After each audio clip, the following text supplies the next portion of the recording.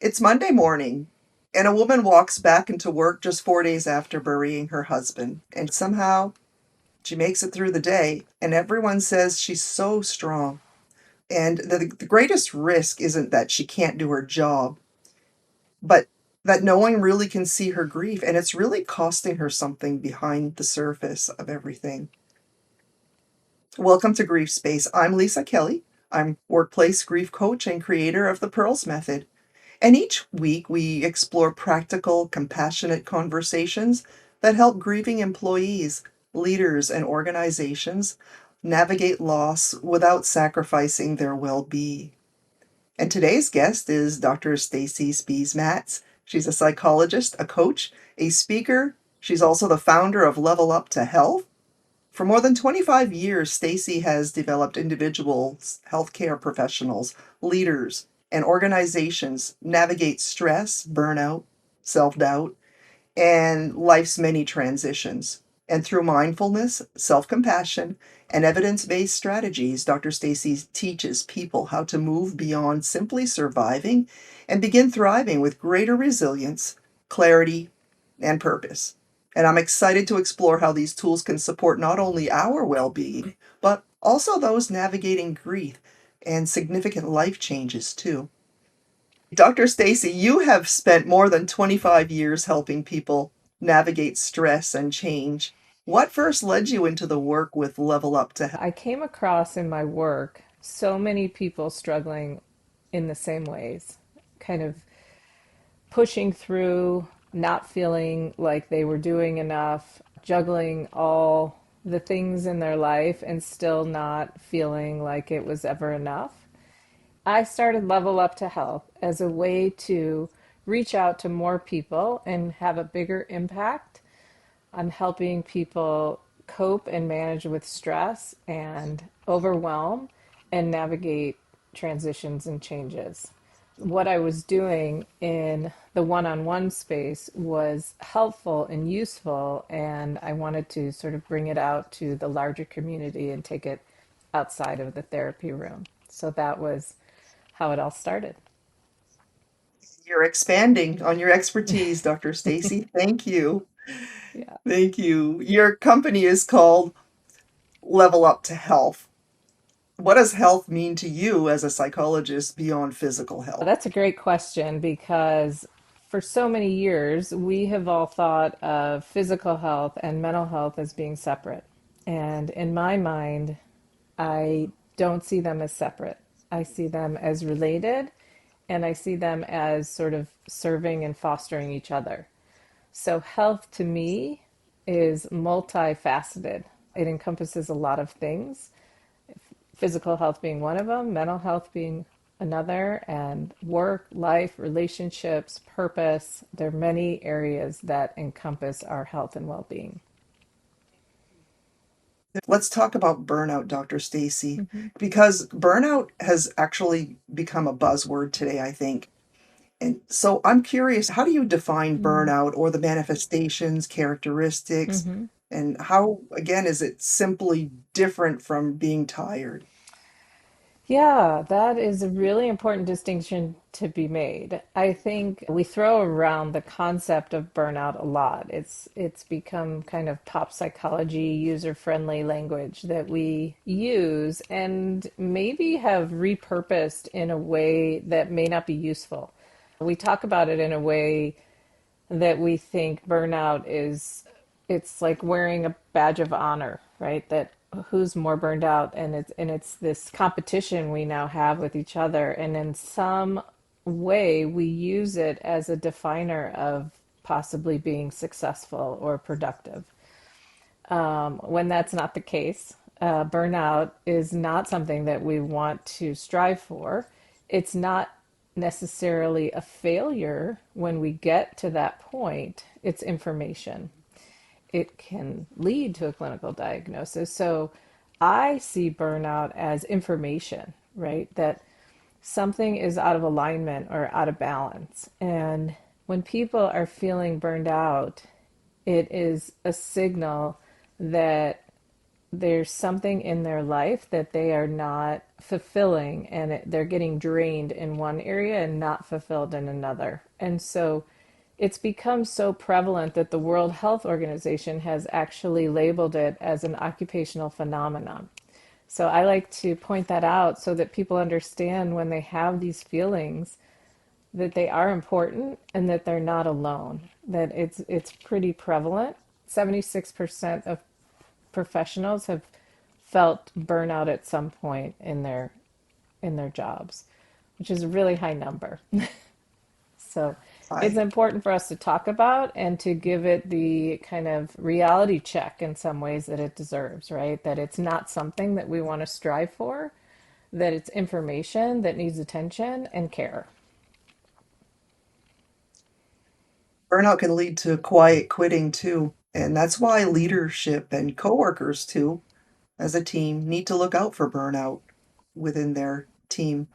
What would be some of the earliest warning signs you see somebody walking into work? What would be a warning sign or some of the warning signs that people might often miss and you know they might be headed to burnout?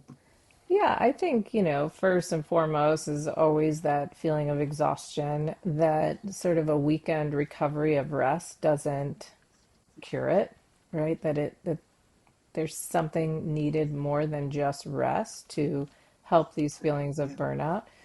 Feelings of just Mhm. being more irritable, feeling less joy overall in your life, and just feeling disconnected from your work and it mattering, and as well as your input having significance and mattering in your work. So just that detachment of feeling disconnected in differently than you used to. Those are some early warning signs that they may not all be happening at once. So if you're feeling one or two in some area, that's good information to pay attention to, that something might just be off. Right. Yeah, some clients tell me that they love their work, but they still feel burnt out. You can love your work and be burnt out. You can love your work and be burnt out, and you can also function well and be burnt out. And that's another piece that I think people misunderstand, that high functioning workers can still experience feelings of burnout or be burned out in their work. When people suppress their grief, Dr. Stacie, they simply push through at work. That can lead to burnout. And many people think that resilience simply means pushing through difficult times. Mhm. But endurance is your ability to keep going despite Mm, difficulty. mm, It's grit, it's stamina, it's persistence. Endurance is incredibly valuable, but by itself it can become really exhausting if it ever lets up. mm. And resilience isn't just surviving adversity, it's adjusting, recovering, and growing through it. Yeah, Someone who's resilient isn't necessarily stronger, are they? They've just learned to adapt, right, doctor? I think resilience is what we want, right? We want resilience. How we get there is what makes the difference. And so I think your point about endurance is really significant, because sometimes we need endurance and we need to push through, right? A project here or there, and maybe sacrifice in certain areas. It's the recovery of that that makes the difference. And the even our top athletes build in recovery time for their sort of sustainability and their ability to continue over the long period. They know that they can't continue at this sort of push through rate endlessly, that that won't be sustainable. So when we build in times, recovery times, rest times, creative times, whatever it is that maybe has been neglected, that is leading us down this road of burnout, when we build in that time, that's when we build the resilience, right? It's the bounce back factor. We're all going to have periods and times in our life and our career that are obviously going to be more difficult or challenging or navigating transitions. And so different areas of care will be needed depending on our circumstances.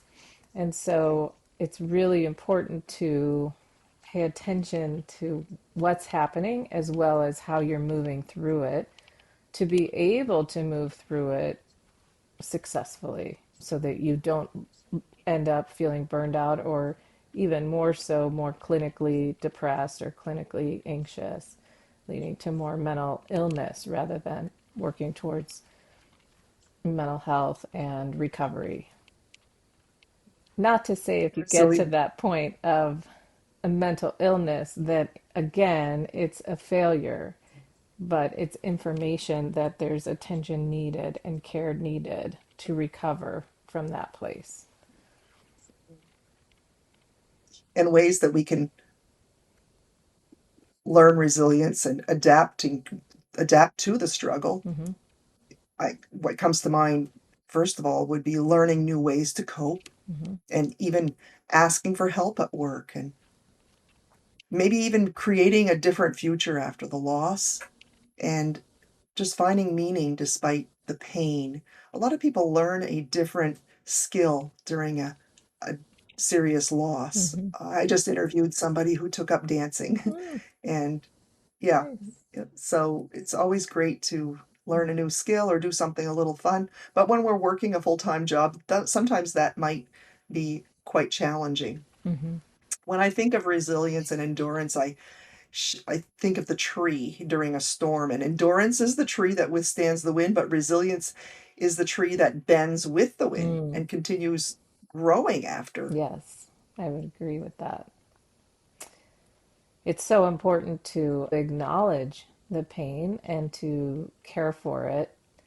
When we push it down and try to power through, it gets stuck and it keeps people stuck from moving through that pain into the next chapter, the next phase. And moving to that next phase, I'm thinking about your clients specifically, isn't doesn't necessarily mean forgetting the phase before, right? It's how we incorporate this new phase based on sort of where we've been and the relationships maybe that we've lost or the jobs we've lost or the marriages we've lost, whatever change and loss you might be dealing with, we take that with us as we get to the next place. A red flag for me in my coaching, Dr. Stacy, is when an employee keeps showing up to work. They don't miss any time after their loss, Mm. and they meet their deadlines and they're just pushing through their exhaustion. However, they never complain. But if I want to think of a client who's showing resilience, I they recognize that they're overwhelmed. I was curious with you, what's something about grief that you wish everyone knew at this based on your work? Grief often doesn't show for a long time. Mm, It often manifests itself as you're doing a great job, and then slowly, if when it piles up and it's not attended to, then you realize that there's deep mm, sadness, and it happens months after some of the time, mm, and then they can't keep up with their work, mm, and they were good employees, mm, either mm, I think there's just not enough education on grief mhm, too. mhm. It seems like a dark corner that nobody wants to go to, Yeah, and a lack of support. I agree with you. I always say grief is sneaky, right? It kind of sneaks up on you when you're not looking or when you think maybe you're past it or you've worked through it all and then all of a sudden bam, you get hit with it again. Um, Mhm. and it reminds me of a client I had a long time ago who had lost a significant relationship in her life and it was 5 years post the relationship and she now was struggling with the grief and she couldn't understand how that was possible, right? It was 5 years ago. Yeah.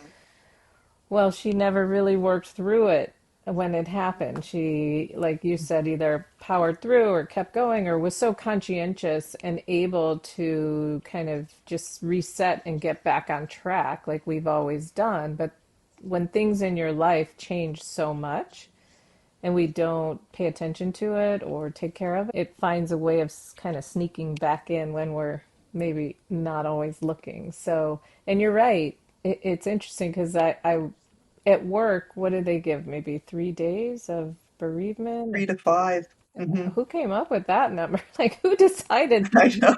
that's the And that's recipe? only if you're a direct relation. Yeah, I don't know who made those rules and how those rules were made, and Mhm. who could possibly recover from a significant loss in 3 days? You can't. You So can't. some of Usually these rules need that, to change that we've kind of created around yeah. how we cope with loss and what the expectation is, and which is why I Well, love the yeah. work that you're doing because I think it's so important that people understand Thank that. you, Doctor. Yeah. That means a lot. Thank you. Because employees have to go back to work, I do offer some lunch and learn trainings for companies. It's one of the trainings is navigating loss on the job. Mm, And it helps employees to help each other, work as a team, recognize a grieving employee, what to say, what not to say. It helps leadership how to navigate through mm. this. And it's great for human resources departments too, It's so important. because there's not much we can change about the time off. They need to make money too. Right. And they're allowed to take their vacation time, but then what if you don't have any vacation Mm, time left or mm, very little? That happens often. mm, And so I try to help clients work out their grief in a sustainable way. The reason, by the time I get a client, they are usually in crisis mode. mm, They're either going to lose their job or feel like they are. mm, And to their credit, they didn't even realize that they were going to grieve. You get so busy with the logistics of the closure of things, especially if it is a death, because a lot of them are divorce, a pet loss that don't, you have to be at work at the next day. Health, mm, loss of health, chronic health, you have to be at work regardless. mm, So they don't realize that they're grieving. And I would suggest that after any loss, that they take time, regardless of how they feel, take some time intentionally to ask themselves some questions about their loss. And I go through some of those questions too with them. mhm, How am I feeling? How do I feel it in my body? What has changed in my schedule? What has changed the way I react to other people's comments? Did I overreact? Did I have to apologize for something?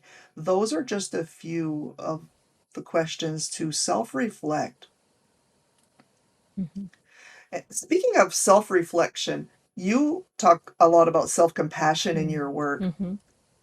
Yes. Tell us a little bit about self-compassion. Yeah, well, that was again a big impetus of creating Level Up to Health because we as a society are sort of programmed to have this mindset to push through, to power on, to keep going, and not to necessarily give ourselves any slack or wiggle room. Yet, if we had a friend going through the same circumstance, we would give them all the slack and we would give them lots of permission to take time, to reset, to recover, to rest, whatever might be needed depending on the situation they're in. Yet we don't allow ourselves the same grace that we give out so freely to others. And so through my psychology training, I learned about this concept. And it was so interesting to me. I dug deeper into it, and what I realized was the research shows that being kinder or easier on ourselves doesn't let us off the hook, that it actually helps build our resilience and recovery faster. But our thinking and our programming and our training is being harder on ourselves will help us get there. But what the research shows is that being harder on ourselves is what can lead to burnout.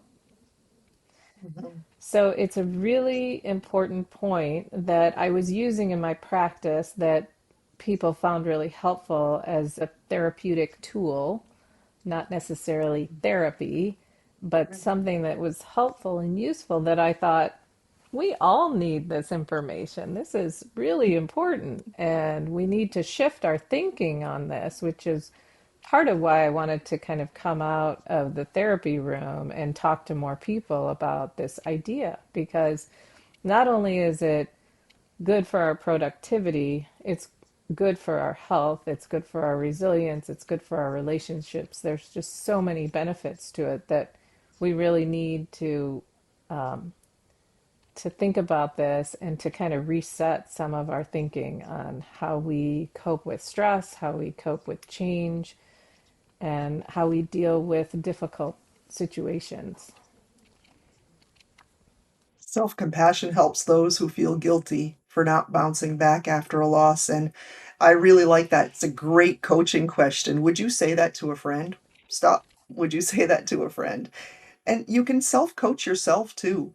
And when you forget Mm. something after a loss and your brain is making new maps, Yeah. it's like a GPS Mm-hmm. looking for different, ways to look at a situation and what to predict and what to plan.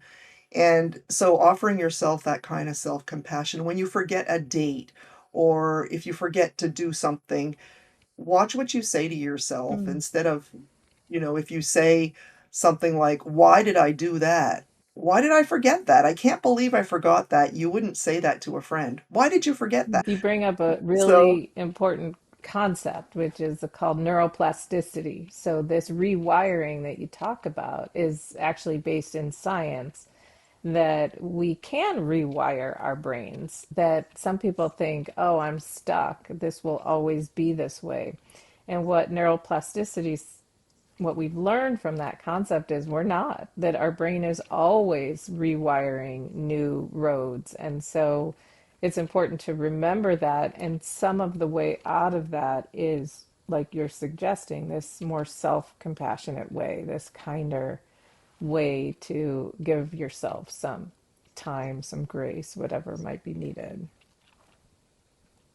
to. I actually tell leadership and grieving employees that, and I'm pretty confident that they can actually become, after working with me, they can actually become better at what they were doing for that very reason, because they are doing some remapping. It's time to make some new habits and some good work habits at that time Mm-hmm, because because of the brain and the capability of mm-hmm, its making new maps and new pathways, mm-hmm, new routines, new rituals, new ways of doing things, new ways of organizing your work. mm-hmm, So productivity is a pillar that we work on too. And again, I am pretty confident that they can actually do better work after their mm-hmm. grief work with me.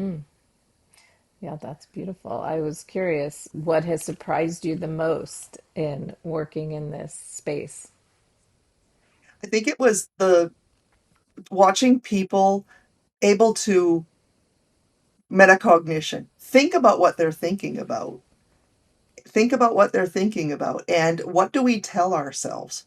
What are you telling yourself? And you just gave us a great example there. And I learned that through other people that even I was being very highly critical of myself.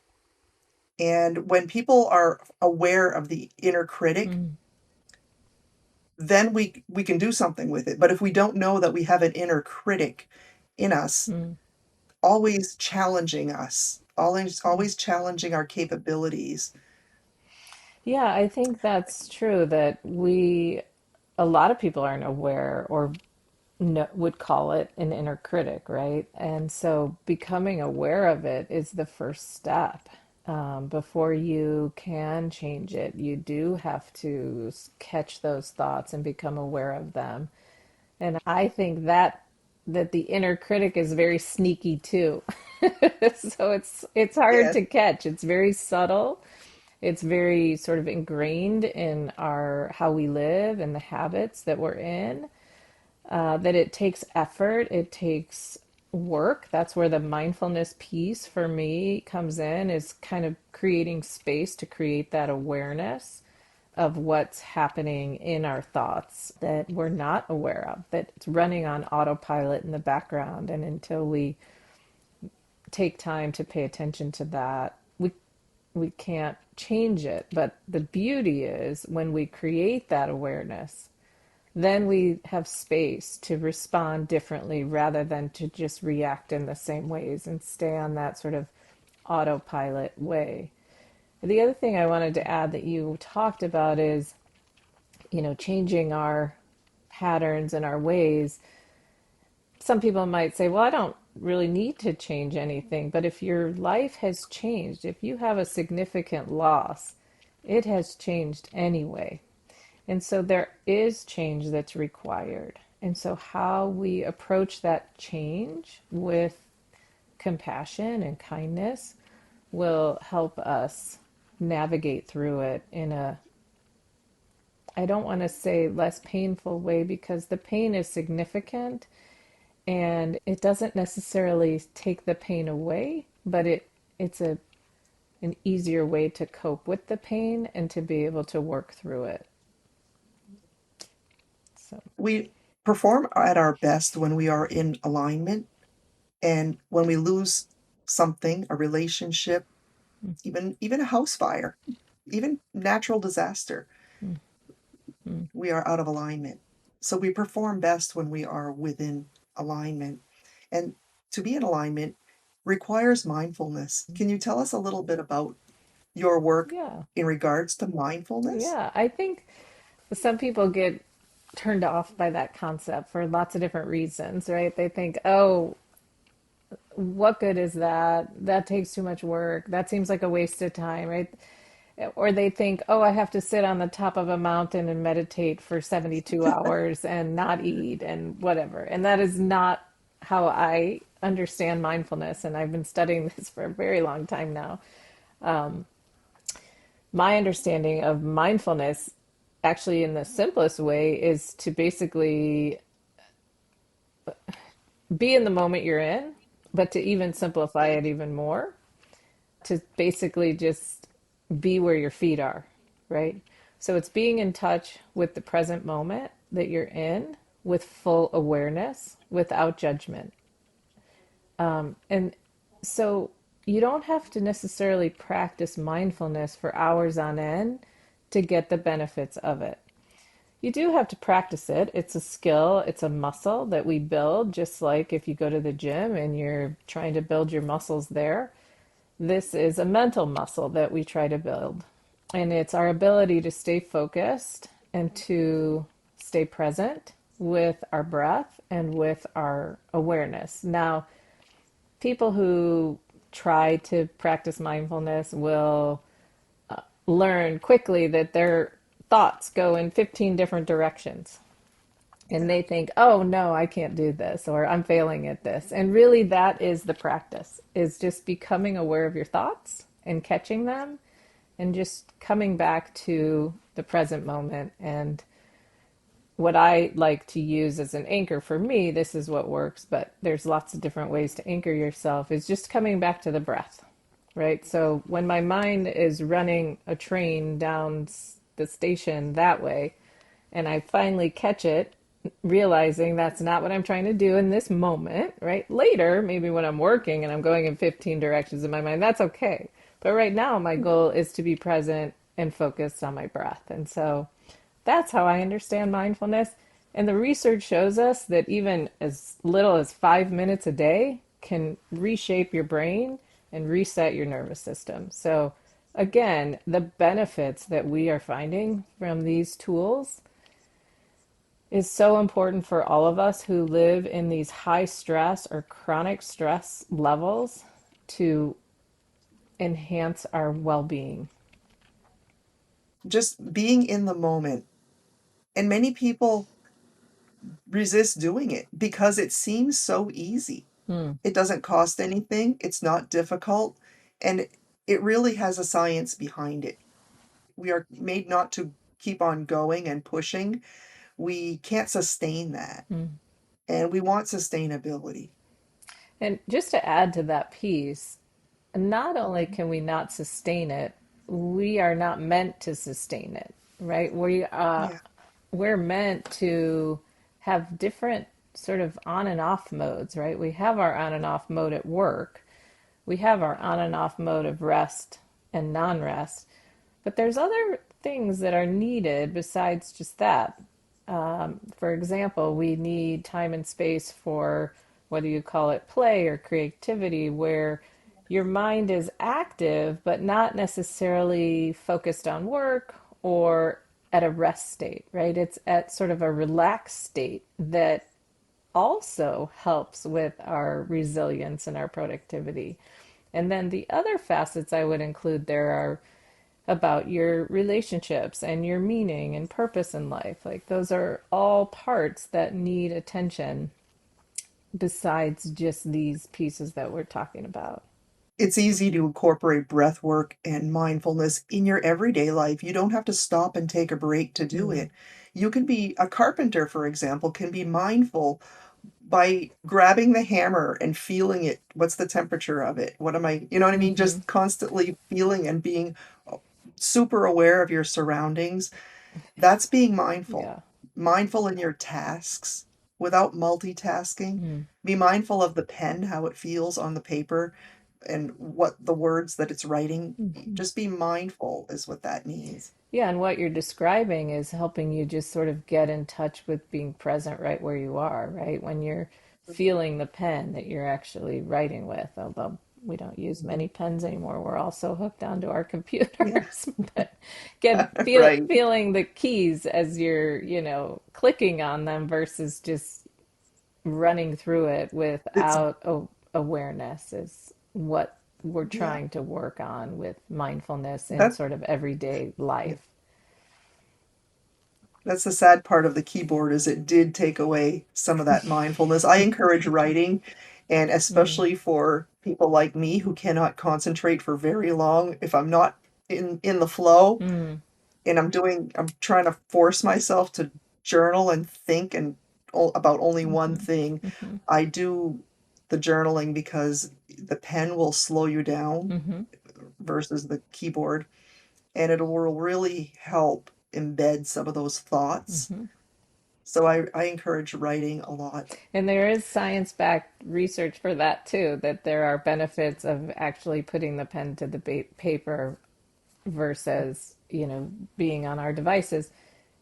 If people don't like that, there's still a benefit to doing it on your device as well. But what you're talking about really is beneficial for people. You don't need to make it pretty. It can be messy. That's good. That's good advice.